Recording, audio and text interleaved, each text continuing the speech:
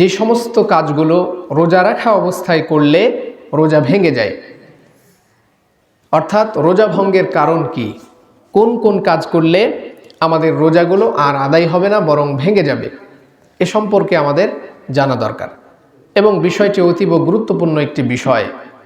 আমরা যদি লক্ষ্য করি তাহলে আমরা দেখব নামাজ ভঙ্গের কারণ আছে, উজু ভঙ্গের কারণ আছে, ঈমান ভঙ্গের কারণ আছে, ঠিক তেমনিভাবে রোজা ভঙ্গেরও কারণ রয়েছে।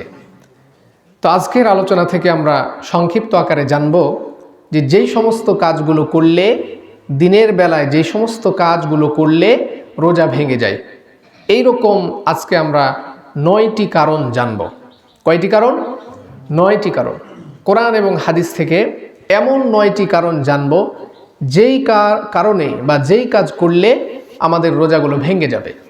তাহলে অবশ্যই এই 9 কাজ থেকে আমাদের কি করতে হবে? বিরত থাকতে হবে, বেঁচে থাকতে হবে। সম্মানিত হাজিরিন, যেহেতু সময় খুবই সংক্ষিপ্ত, আমি আর কোনো রকম ভূমিকায় না গিয়ে সরাসরি আলোচনার মধ্যে প্রবেশ করছি।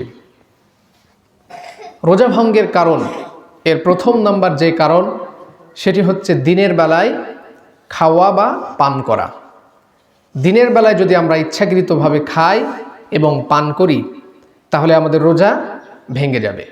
এ সম্পর্কে কোরআনুল কারীমের 2 নম্বর সূরা বাকারার 187 নম্বর আয়াতে আল্লাহ তাআলা বলছেন, ওয়াকুলু ওয়াশরাবু হাত্তা ইয়াতাবায়্যানা লাকুমুল খাইতুল আবিয়াদু মিনাল খাইতিল আসওয়াদি মিনাল ফাজর, যে তোমরা রোজার অবস্থায় খাও এবং পান করো রাত্রেবেলায় যতক্ষণ পর্যন্ত রাতের কালো রেখাকে সাদা রেখা দূরীভূত না করে।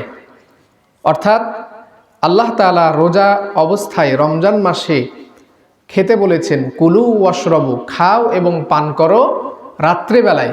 কখন? রাত্রেবেলায়। ততক্ষণ পান করো যতক্ষণ পর্যন্ত রাতের কালো রেখাকে সাদা রেখা দূর না করে, যেটাকে আরবিতে বলে সুবহে সাদিক। অর্থাৎ যতক্ষণ পর্যন্ত সত্য সকাল উদিত না হচ্ছে, যতক্ষণ পর্যন্ত ফজর উদিত না হচ্ছে, ততক্ষণ পর্যন্ত তোমরা খাও এবং পান করো। তাহলে রমজান মাসে খাওয়ার সময় কখন? সবাই বলেন, রাত্রে হচ্ছে রমজান মাসে খাওয়ার সময়। তো এটি হচ্ছে মূলনীতি যে এই সময়তে খেতে হবে এবং পান করতে হবে। তবে এই খাওয়া এবং পান করা যদি দিনের বেলায় আমরা ইচ্ছাকৃতভাবে করি তাহলে আমাদের রোজা কি হবে? ভেঙে যাবে। তাহলে এখানে 2টি কারণ রয়েছে, একটি হচ্ছে খাওয়া এবং আরেকটি হচ্ছে পান করা। তাহলে দিনের বেলায় প্রথমত এই 2টি কাজ যদি কেউ করে, খায় এবং পান করে, তাহলে তার রোজা কি হবে? ভেঙে যাবে। সম্মানিত হাজিরিন, এই আয়াতটা নাজিল হওয়ার প্রেক্ষাপট এবং একটা ব্যাকগ্রাউন্ড রয়েছে, শানে নজুল রয়েছে।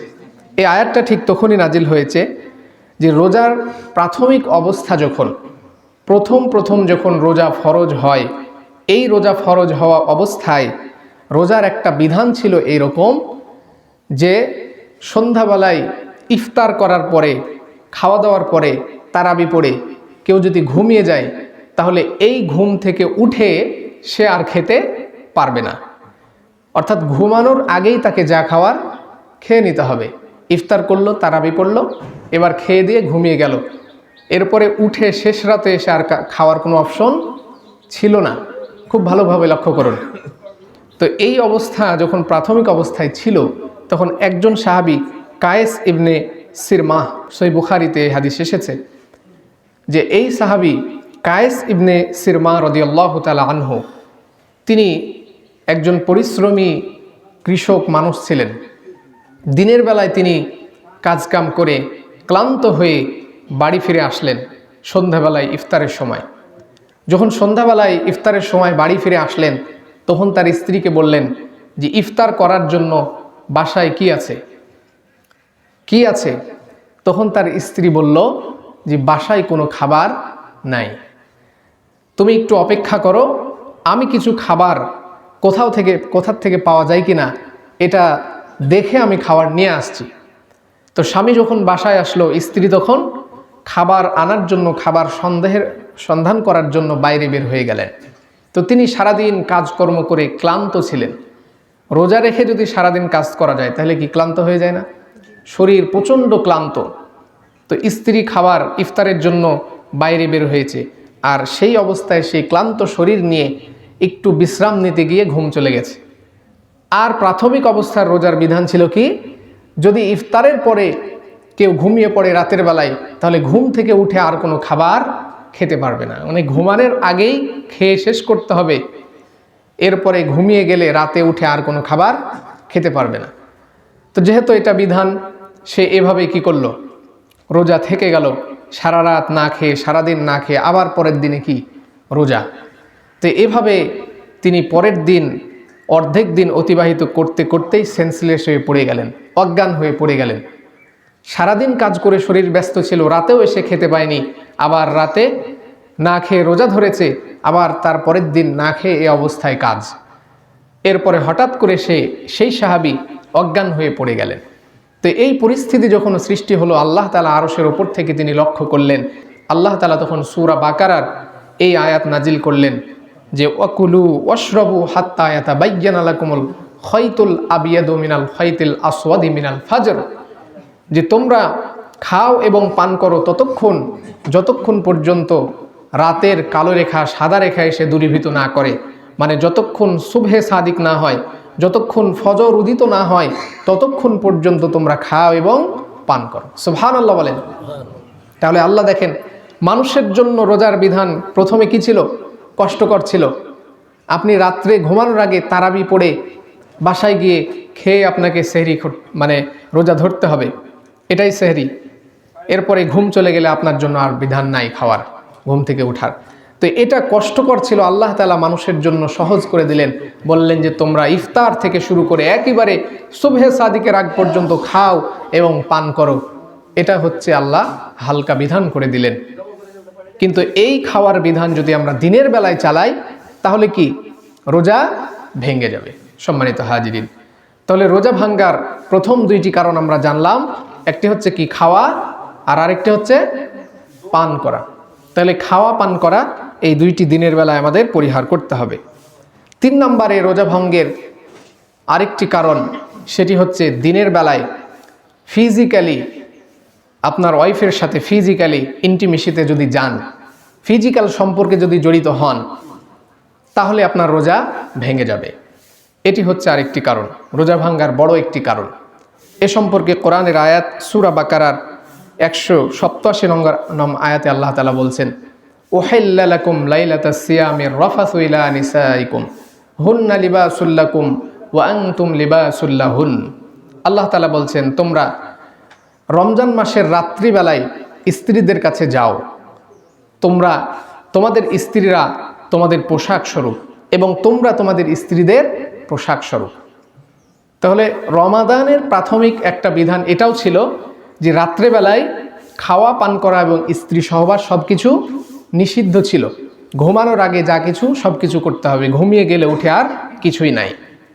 তো এই বিধান যখন প্রাথমিক অবস্থায় ছিল, কতিপয় সাহাবী, জয়নেক সাহাবী, তারা ঘুমের পরে এই কাজে স্ত্রী সহবাসের মধ্যে লিপ্ত হয়ে যেতেন। ফলে তাদের রোজাগুলো যখন না হতো, তারা আল্লাহর কাছে অনুতপ্ত হতেন। তাফসিরে এসেছে, তখন আল্লাহ তাআলা দেখলেন যে এটাও মানুষের জন্য কঠিন হয়ে যাচ্ছে। আল্লাহ তাআলা তখন বললেন, উহিল্লা লাকুম লাইলাতাস সিয়ামির রাফাসু ইলা নিসাইকুম, তোমরা রাত্রিবেলায়, রমজান মাসের রাত্রিবেলায় তোমাদের স্ত্রীদের কাছে যাও, মিলন করো, এতে কোনো সমস্যা নাই। কারণ তোমাদের স্ত্রীরা তোমাদের পোশাক স্বরূপ আর তোমরা তাদের পোশাক স্বরূপ। স্বামী স্ত্রীর সম্পর্ককে আল্লাহ তাআলা কোরআনে কি একে অপরের পোশাকের সাথে তুলনা করেছেন। পোশাক যেমন গায়ের সাথে লেগে থাকে, পোশাক কি গায়ের সাথে একেবারে সুন্দরভাবে লেগে থাকে, এবং পোশাক যেমন একে অপরের সম্মান। আপনার যেমন পোশাক যদি না থাকে, তাহলে কি আপনি পোশাক ছাড়া বের হতে পারবেন?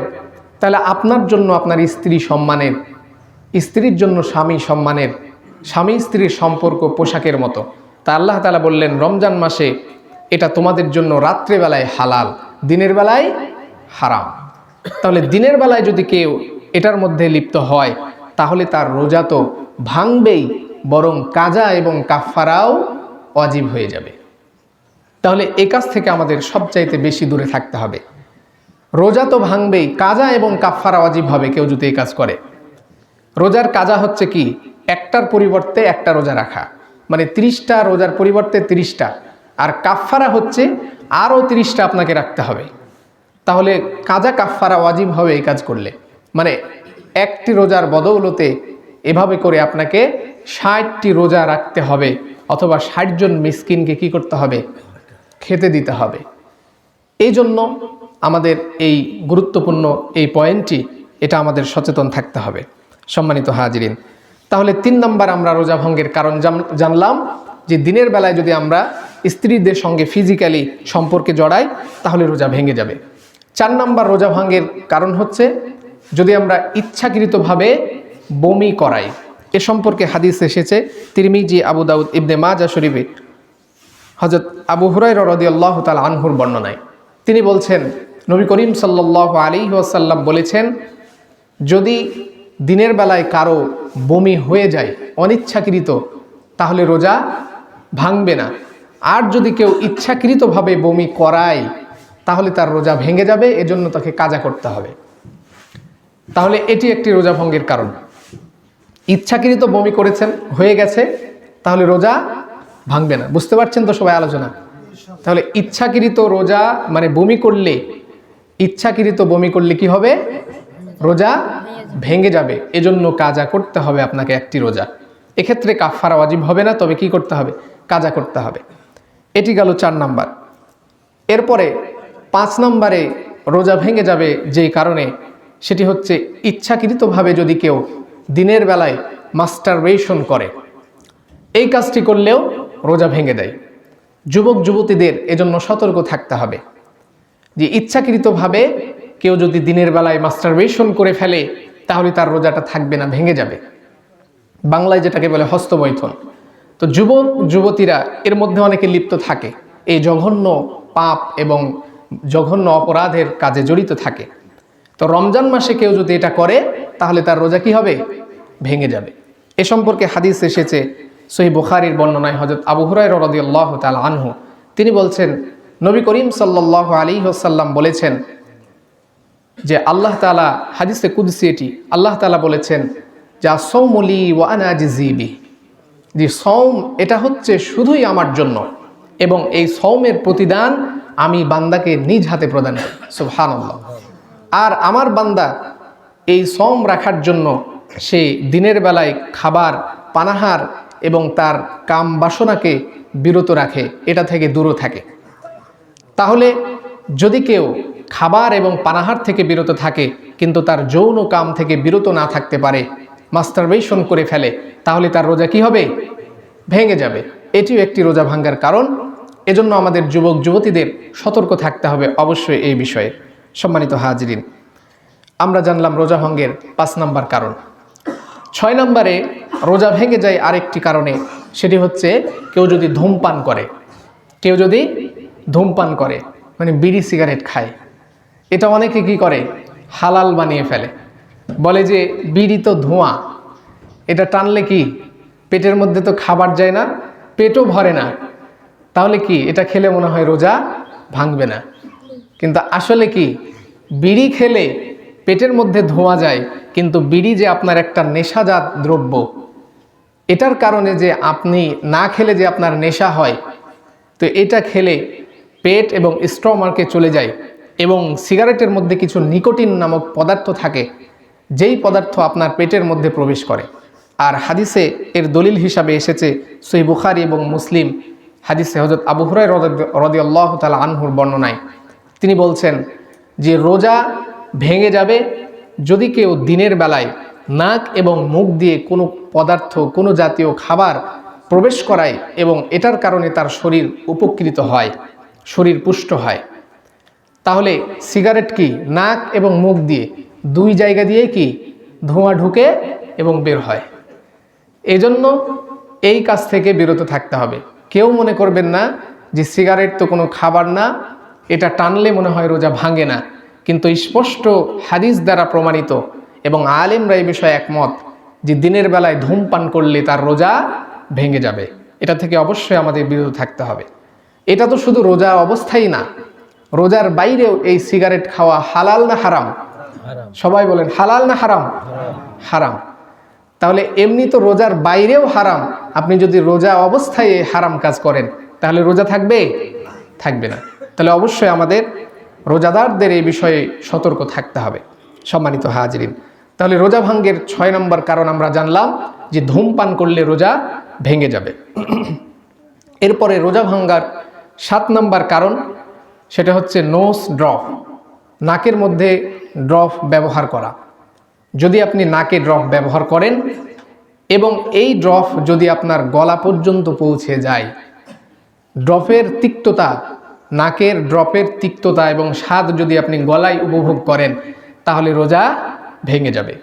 এ ব্যাপারে হাদিস এসেছে আবু দাউদ এবং তিরমিজিতে, হযরত লাকিত ইবনে সারিবা রাদিয়াল্লাহু তাআলা আনহু তার বর্ণনায় তিনি বলছেন, নবী করিম সাল্লাল্লাহু আলাইহি ওয়াসাল্লাম বলেছেন যে তোমরা যখন উজু করবে ভালো রূপে উজু করবে, আঙ্গুল খেলাল করবে, কুলি করবে, নাকে পানি দিবে, পানি টানবে, কিন্তু রোজা থাকা অবস্থায় নাকের মধ্যে পানি দিয়ে পানি টানবে না।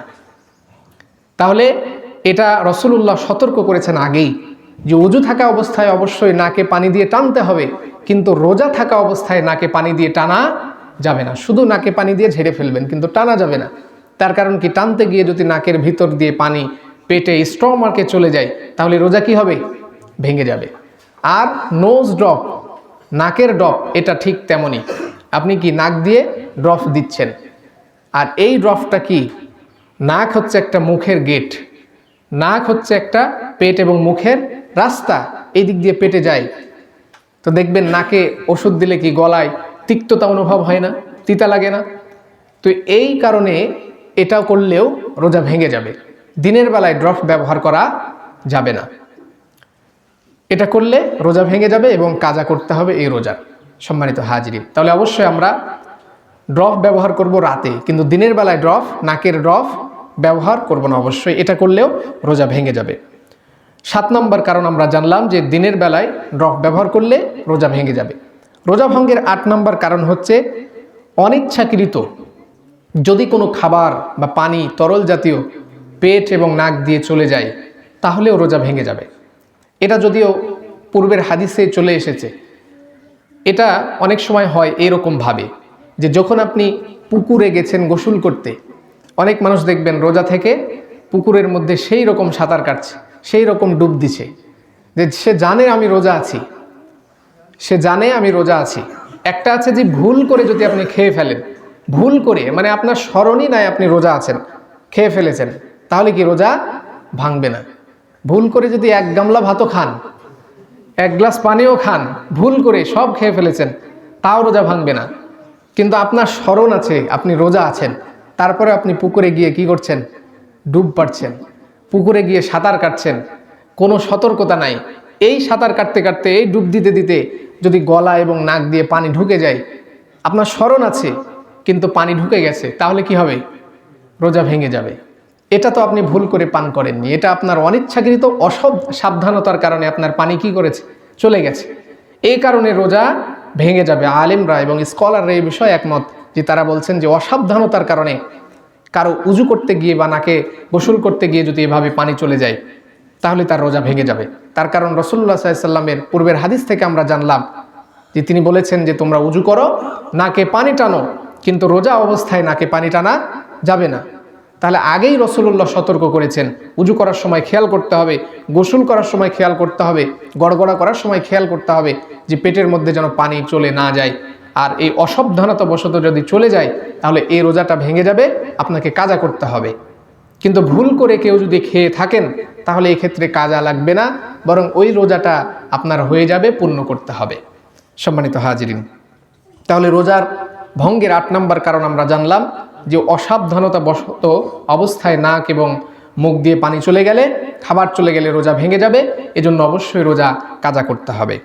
9 নম্বরে রোজা ভঙ্গের আরও একটি কারণ, সেটি হচ্ছে মেয়েদের রিলেটেড, যে তাদের যে মাসিক পিরিয়ড হয়, এই পিরিয়ডের সময় তারা যদি রোজা থাকে, মানে রোজা ধরেছে তখন পিরিয়ড ছিল না, কিন্তু যখন রোজা রেখেছে, সাহারি খেয়েছে, দিনের বেলায় পিরিয়ড হয়ে গেছে, তাহলে তার এই রোজাটা ভেঙে যাবে। এই রোজার কাজা তাকে কি করতে হবে? পরবর্তীতে আদায় করতে হবে। আর যদি তার পিরিয়ড আগেই শুরু হয়ে যায়, তাহলে সে আর রোজাই ধরবে না, তাকে রোজা ধরা লাগবে না। কিন্তু রোজা ধরে নিয়েছে, দিনের বেলায় এসে এটা শুরু হয়েছে, তাহলে এই রোজাটা তার পূর্ণ হবে না। এ সম্পর্কে বুখারী হাদিসে এসেছে, হযরত আয়েশা রাদিয়াল্লাহু তাআলা আনহার বর্ণনায় তিনি বলছেন, নবী করিম সাল্লাল্লাহু আলাইহি সাল্লাম আমাদেরকে যখন আমাদের এই অবস্থা ছিল, পিরিয়ড ছিল, তখন আমরা রোজার কাজা করেছি এবং এই পিরিয়ড অবস্থায় নামাজের কাজা আমরা করিনি। তাহলে এখানে দুইটা বিষয়, পিরিয়ড অবস্থায় রোজার কাজা লাগে। আপনি যখন পিরিয়ড অবস্থায় আছেন, 3টি অথবা 4টি রোজা যদি আপনার এই অবস্থায় কাটে, তাহলে রোজার পরবর্তী সময়ে আপনাকে এই 3টি অথবা 4টি রোজার কাজা করতে হবে। আর যদি এই অবস্থায় আপনি সালাত না পড়েন, সালাত তো এই অবস্থায় পড়া যাবে না, 3 দিন অথবা 4 দিনের যে সালাত, এই সালাতের কাজা লাগবে না। সুবহানাল্লাহ বলি। তাহলে ইসলাম আমাদের জন্য কত সহজ করে দিয়েছে। সালাতের কাজা একসাথে 3-4 দিন 10 দিন এটা অনেক হয়ে যেতে পারে। এজন্য মেয়েদের জন্য এই সালাত আল্লাহ তাআলা মাফ করে দিয়েছেন, সুবহানাল্লাহ। কিন্তু রোজাটার কাজা করতে হবে। সম্মানিত হাজিরিন, তাহলে রোজা ভঙ্গের কোরআন এবং সুন্নাহ থেকে আমরা এই 9টি কারণ জানলাম। যদি দিনের বেলায় আমাদের এই 9টি কারণের কোনো একটি কারণ সংঘটিত হয়ে যায়, তাহলে আমাদের রোজা ভেঙে যাবে। এই জন্য আমাদেরকে কাজা করতে হবে রোজা। তবে 2টি কারণে আমাদের কাফফারাও করতে হবে। একটি হচ্ছে খাওয়া, ইচ্ছাকৃত খাওয়া এবং স্ত্রী সহবাস করা। হানাফি মাযহাবে এসেছে যে খেলে এবং এই সহবাসের কাজে লিপ্ত হলে অবশ্যই আপনাকে কাজা কাফফারা করতে হবে। কিন্তু অন্যান্য মাযহাবে শুধু একটিই কারণ কাফফারা, সেটি হচ্ছে ফিজিক্যালি সম্পর্কে যদি যায়, তাহলে কাজা কাফফারা দুটাই আপনাকে করতে হবে। আল্লাহ তাআলা আমাদের এই সমস্ত কারণ থেকে বেঁচে থাকার এবং আমাদের রমাদানের রোজাগুলো সুষ্ঠু এবং সুন্দরভাবে আদায় করার তৌফিক দান করুন। আল্লাহুম্মা আমিন।